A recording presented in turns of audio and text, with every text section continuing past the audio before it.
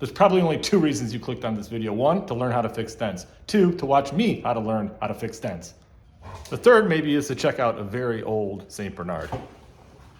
Either way, I really appreciate you clicking on this video to check it out. Today we're going to be working on the FZ1, specifically fixing the giant dents in the gas tank, and I have never done this before, to the surprise of no one. So we're going to learn together, but that's what this channel is all about. Getting in the garage, getting your hands dirty, and learning. Look at that bad boy. Looks like something just dropped right on that thing. All right, so truth be told, I did mess with this dent already once before. I bought one of those super cheap hot glue gun style dent pullers from Amazon. Did not work. Now, I didn't really give it a fair shake. Tried it once, it was super cold out. It popped right off and I thought, hell with this. Let's just Bondo this son of a gun and paint it. Now, in order to accomplish this, I got the official Bondo Complete Dent Repair Kit. So the first step is to sand this bad boy down to bare metal.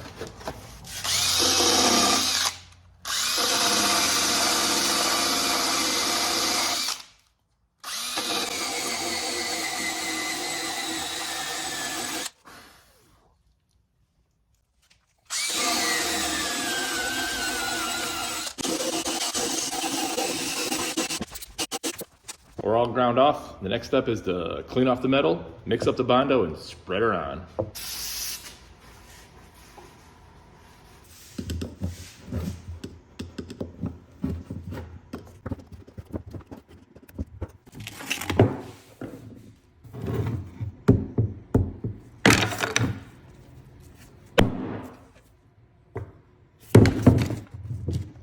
That's supposed to be creamy.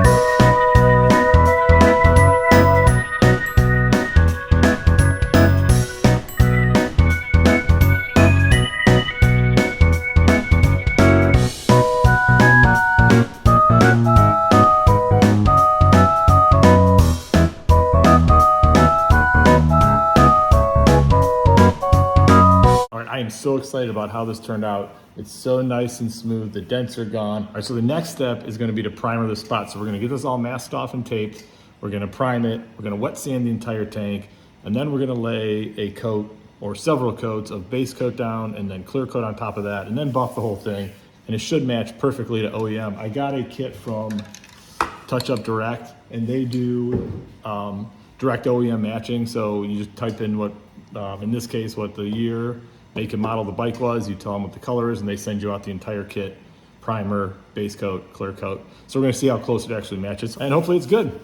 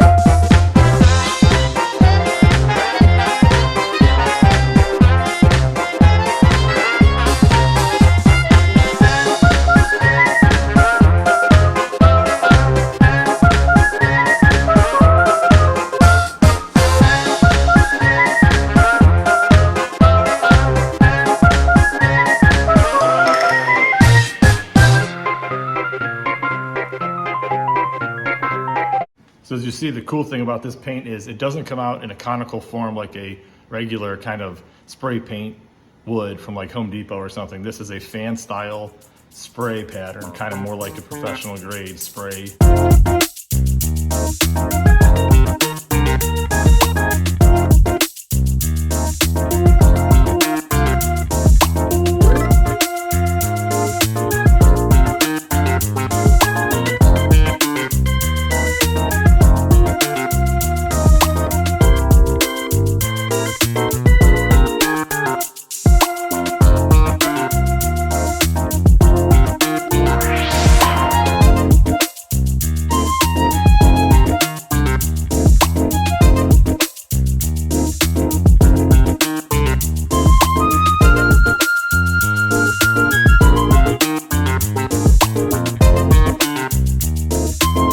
Finally, paint day. It's been exactly 1 week since I primered and wet sanded the tank, and we're ready to lay down that base coat.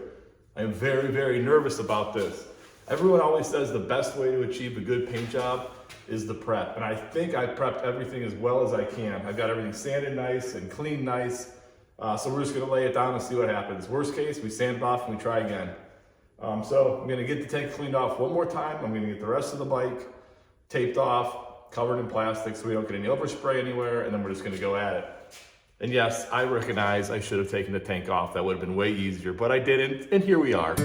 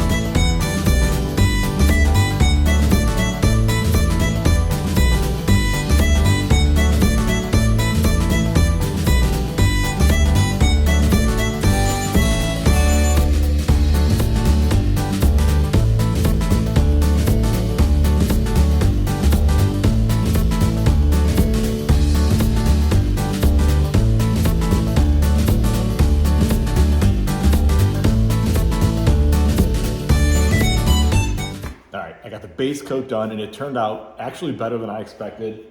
I still see a few like scratches and things in there from where I used like the more aggressive sandpaper to block down the Bondo and things. I must have not hit that with the wet sanding enough. So I still see a few little scratches there. I ended up doing like 4 coats of the base, which is probably good. I'm almost out of paint. I wanted to save a little bit for touch-ups and things. And I'll admit, I was getting nervous as I was laying it down because it wasn't covering the scratches very well. And I could still see kind of the shadow of where my paint stopped and the bare metal started, and I was really nervous. But I did notice when the paint was wet, it looked really good. When I'd come back out and it was dry is when I could start seeing that stuff. So I kind of figured, the more paint I lay down, the thicker it'll get and it'll smooth it out a little more. And then when I put the clear on, hopefully that covers it all nicely and it all blends well. And we're still gonna buff this thing when we're done. So I'm confident that it's gonna look semi-decent when we're done. So the next step is to lay the clear down and see where we're at.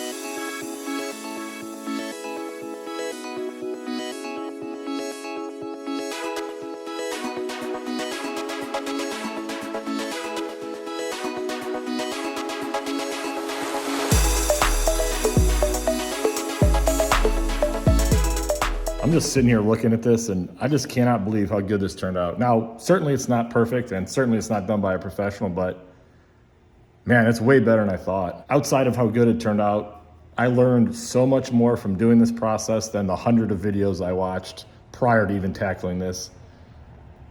Which just goes to show, like, the only way or the best way to learn how to do anything is to get your hands dirty and do it, which again is what this channel is all about.